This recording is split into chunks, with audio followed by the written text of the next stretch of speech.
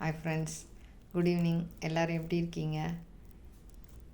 இன்றைக்கி ஒரு பெண்ணை பற்றி உங்ககிட்ட உண்மை சம்பவம், இது எல்லாருக்குமே தெரிஞ்சிருக்கலாம், இருந்தாலும் சொல்கிறேன் கேளுங்க. அவங்கள பற்றி நான் சொல்ல போகிறேன். அவங்க வேறு யாரும் இல்லை, அருணிமா சின்ஹா. அவங்க உத்தரப்பிரதேசத்தில் பிறந்தவங்க. 1989 பிறந்தாங்க அவங்க. அந்த பொண்ணை பற்றி எல்லாருமே கேள்விப்பட்டிருக்கீங்க. அவங்க ஒரு வாலிபால் பிளேயர். அவங்க சின்ன வயசில் இருக்கும்போது அவங்களோட அப்பா தவறி போயிட்டார். அம்மா கிராமத்தில் வேலை பார்த்துக்கிட்டு இருந்தாங்க. அவங்க அப்பா இல்லாததுனால, அதாவது அவங்க அப்பா எப்படி இறந்தாங்க அப்படிங்கிறது மர்மமான முறையில் இறந்தாங்க. ஸோ அந்த மர்மமான முறையில் இறந்த உடனே இந்த பொண்ணுக்கு ரொம்ப பயமாக இருந்தது, யார் கொண்டிருப்பாங்க அப்படின்னு. ஸோ அந்த கிராமத்தில் இவங்க போய் புகார் கொடுத்தாங்க. அது ஒரு கிராமம் உத்தரப்பிரதேசத்தில். அந்த கிராமத்தில் புகார் கொடுத்தாங்க. புகார் கொடுத்ததன் பேரில் விசாரித்தா கடைசியாக போலீஸ் இன்வெஸ்டிகேஷனில் என்ன சொன்னாங்க அப்படின்னா, இவங்க அம்மாவே இவங்க அப்பாவை கொண்டிருக்காங்க, அதுக்கு உடந்தை இவங்க மாமா அப்படின்னு சொன்னாங்க. இது ஒரு அதிர்ச்சியான தகவல். அந்த பொண்ணுக்கு ரொம்ப பயமாக இருந்தது. நம்ம அம்மாவை அப்படி பண்ணியிருக்க மாட்டாங்க, ஆனால் அம்மாவை எப்படி காப்பாற்றுறது அப்படின்னு தன்னந்தனிமையில் ரொம்ப கஷ்டப்பட்டுச்சு அந்த பொண்ணு. அதுக்கப்புறம் கொஞ்ச நாளில் என்னாச்சு, சில நாட்களில் அவங்க அம்மா நிரபராதி அப்படின்னு தீர்ப்பளிக்கப்பட்டு வெளியே வந்தாங்க. அந்த நாட்கள் இவளுக்கு ரொம்ப, ஒரு பொம்பளை பொண்ணு அப்பா இறந்து போய் அம்மா இல்லாமல், சரி ஆயா வீட்டில் மாமா வீட்டில் தங்கலாம் அப்படின்னா மாமாவும் ஜெயிலுக்கு போயிட்டு, ஏன்னா அம்மாவும் மாமாவும் சேர்ந்து தான் இதை பண்ணாங்கன்ற மாதிரி தானே வந்தது.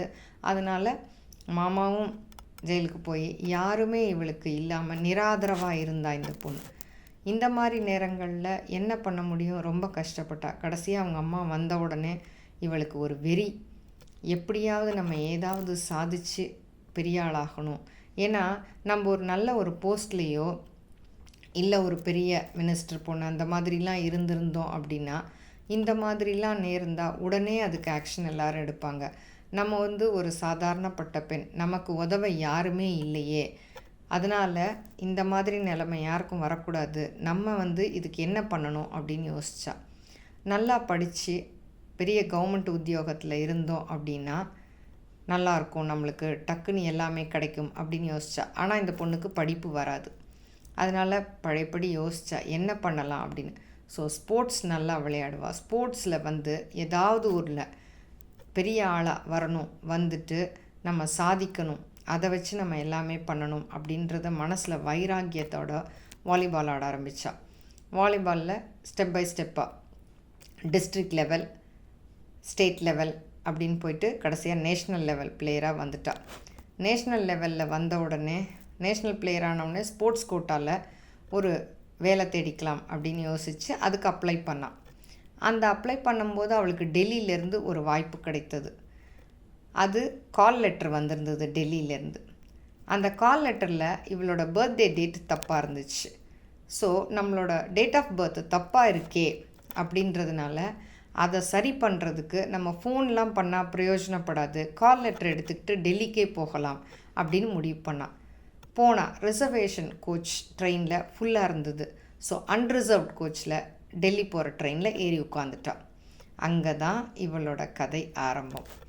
அதுதான் அவளுக்கு ஒரு இருண்ட நாள் அப்படின்னு சொல்லணும். தைரியமாக ஏறி கிளம்பிட்டா இந்த பொண்ணு. நல்ல கூட்டம் ட்ரெயினில். இப்படி இருக்கும்போது அந்த கூட்டமாக அன்ரிசர்வ்ட் கோச்சில் உட்காந்து டெல்லி பயணம் போய்கிட்டு இருக்காங்க. நடு நெசி 12 மணி. அப்போ திடீர்னு 4 கொள்ளையர்கள் ட்ரெயினுக்குள்ளே ஏறுறாங்க. எல்லாரையும் அடித்து போட்டு எல்லாத்தையும் பிடுங்குறாங்க. இவ வாலிபால் பிளேயரை கண்டு ரொம்ப ஸ்டாமினா. அதில் என்ன பண்ணால், இவளோட செயினை பிடுங்க வந்த அந்த திருடனை நல்லா ஓங்கி ஒரு குத்து விட்டுட்டா. அந்த பையன் போய் விழுந்தான்.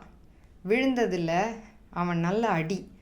அதில் அவன் கோபம் கொண்டு மற்ற கொள்ளையர்கள்கிட்ட சொன்னான், அவளோடது எல்லாத்தையும் பிடுங்க அப்படின்னு. ஸோ அவள் கையில் காலில் இருந்தது எல்லாத்தையும், பர்ஸு எல்லாத்தையும் பிடுங்கிட்டாங்க. பிடுங்கினோடனே அவன் கொஞ்சம் கூட ஈவிரக்கம் இல்லாமல் அந்த கொள்ளையன்னு சொன்னான், என்னையை தூக்கி எறிஞ்சால இவளையும் ட்ரெயினை விட்டு வெளியில் தூக்கி எறிங்கடா அப்படின்னு. ஸோ அந்த பொண்ணை 4 பேர் சேர்ந்து வெளியில் தூக்கி போட்டானுங்க. கொஞ்சம் கூட யோசிக்காமல் அவன் சொன்ன உடனே மற்ற 4 கொள்ளையர்களும் அதை பண்ணிட்டாங்க. பண்ண உடனே அந்த பொண்ணு என்ன ஆச்சு, ட்ரெயின்லேருந்து வெளியில் வந்து விழுந்த அடுத்த நிமிஷம் பின்னாடியே ஒரு ட்ரெயின் கிராஸ் பண்ணதில் அவளோட இடது கால் கம்ப்ளீட்டாக அவுட். அந்த பொண்ணு ரத்த வெள்ளத்தில் கிடந்தா. காப்பாற்ற யாருமே இல்லை. அவள் விழுந்த இடம் ஒரு கிராமம்.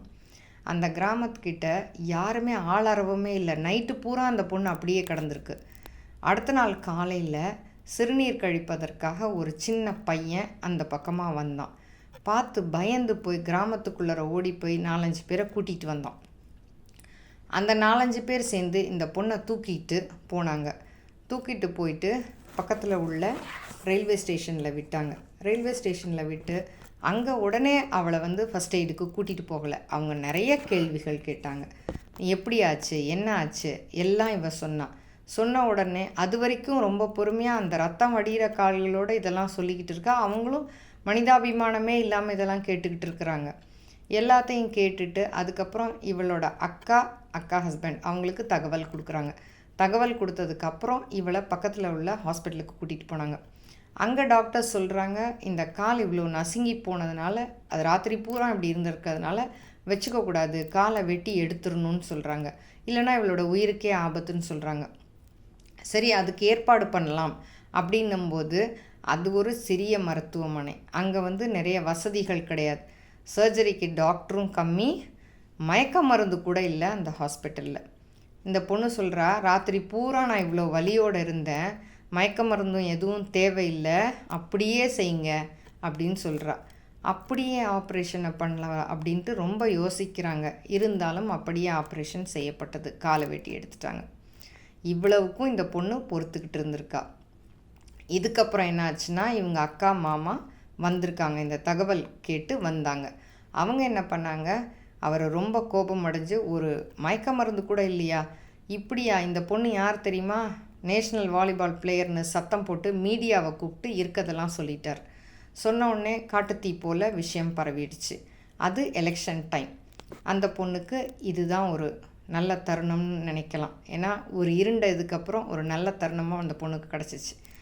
ஸோ டாக்டர்ஸ் எல்லாம் என்ன பண்ணாங்க, பயந்து போய் மீடியாவில் சொன்ன உடனே என்ன பண்ணுறதுன்னு தெரியாமல் யோசித்தோடனே பொலிட்டீஷியன்ஸ் எல்லாம் என்ன பண்ணாங்க, இவளை எய்ம்ஸ் ஹாஸ்பிட்டலுக்கு டெல்லிக்கு மாற்றினாங்க. அங்கே மாற்றி இவளுக்கு நல்ல சிகிச்சை கொடுத்தாங்க. செயற்கைக்கால் பொருத்தப்பட்டது. அதுக்கப்புறம் அந்த பொண்ணு செயற்கைக்காலோடு அந்த டாக்டர் சொல்கிறாங்க 4 மாதம் ரெஸ்ட் எடுக்கணும்னு. இந்த பொண்ணு மனசில் வெறி, வாலிபால் பிளேயர் ஆக முடியல, வேறு என்னவா ஆகலாம் அப்படின்ட்டு யோசிக்கிறா. அப்போ இவங்க அக்காவும் மாமாவும் சொல்கிறாங்க, யாருமே ஊனமுற்றோர்கள் இன்னும் எவரெஸ்ட் ஏறினதாக நான் படிக்கலை, நீ எவரெஸ்ட் ஏறுறதுக்கு ட்ரை பண்ணு அப்படின்னு. இவன் நம்மளால் முடியுமா அப்படின்னு யோசிச்சா. முடியும் அப்படின்ற நம்பிக்கையோட 2-3 வாரத்துலேயே மெதுவாக நடக்க ஆரம்பித்து 2 மாதத்தில் ஓடுற அளவுக்கு காலை தயார்படுத்திக்கிட்டு எவரெஸ்ட் எப்படி ஏறுறது அப்படின்றத பற்றி நிறைய பேர்கிட்ட விசாரித்தா, எல்லாம் பண்ணா. கடைசியாக பச்சேந்திரி பால் அப்படின்ற ஒருத்தவங்க தான் முதலில் எவரெஸ்ட் ஏறிய இந்திய பெண்மணி. அந்த அம்மாவோட இமெயில் இதெல்லாம் தெரிஞ்சுக்கிட்டு அவங்கள காண்டாக்ட் பண்ணா. அவங்க மூலமாக எல்லா விஷயங்களையும் கற்றுக்கிட்டு அவங்க மூலமாகவே நம்மளுக்கு ஹெல்ப் பண்ணுறதுக்கு யார் அப்படின்றதையும் கேட்டுக்கிட்டு, அதன் மூலமாக பணம் சில இதெல்லாம் யார்கிட்டேயோ வாங்கி இந்த பொண்ணு என்ன பண்ணுச்சு, எவரெஸ்ட்டும் ஏறுறதுக்கான ட்ரைனிங் எடுத்து கடைசியாக 2013 மே 21 இந்த பொண்ணு எவரெஸ்ட் ஏறிட்டா. இது ஒரு பெரிய சாதனைன்னு சொல்லணும். ஊனமுற்றோர் அப்படிங்கிறவங்க ஏறுறது அப்படின்றது, காலு கை நல்லா இருக்கிறவங்க எவரெஸ்ட் ஏறுறதே பெரிய கஷ்டம். இதில் இந்த பொண்ணு ஏறிச்சு அப்படின்னா, அதுவும் ஒரு பெண்மணி மனசில் எவ்வளோ ஒரு வைராக்கியத்தோடு இருந்திருந்தால் இந்த பொண்ணு ஏறி இருக்கும் பாருங்கள். முடியும் அப்படின்ற நம்பிக்கையோட 2013 இந்த பொண்ணு எவரெஸ்ட் ஏறிடுச்சு. 2015 இந்த பொண்ணுக்கு பத்மஸ்ரீ அவார்ட் கொடுத்தாங்க.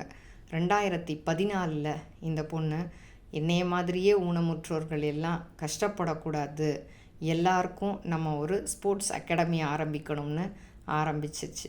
இந்த பொண்ணோட சாதனை அப்படிங்கிறது எல்லா உலக அளவில் பேசப்பட்டுச்சு. ஒரு இந்திய பெண் அழகாக இவ்வளோ தூரம் எவ்வளோ பண்ணியிருக்கா. சின்ன எறும்பு கடிச்சா கூட அம்மா அப்பான்னு கத்துற இந்த காலத்தில் இந்த பொண்ணு இவ்வளவு தூரம் வந்திருக்கா.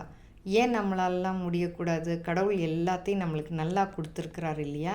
அதனால் கை கால் எல்லாம் நல்லா இருக்கிறவங்க இன்னும் எவ்வளவு சாதிக்கலாம் யோசிச்சு பாருங்கள். இது ஒரு தன்னம்பிக்கையாக எடுத்துக்கிட்டு எல்லாரும் முன்னேறுங்க. என்ன பண்ணணுமோ அதை, எந்த கோலை ரீச் பண்ணணுமோ அதை கரெக்டாக நம்ம சிந்திச்சு அதுக்கான பயணத்தை மேற்கொண்டால் வெற்றி நிச்சயம். அடுத்த வீடியோவில் உங்களை சந்திக்கிறேன். பிடிச்சிருந்தா லைக் பண்ணுங்கள், ஷேர் பண்ணுங்கள். அன்புடன் சாய்.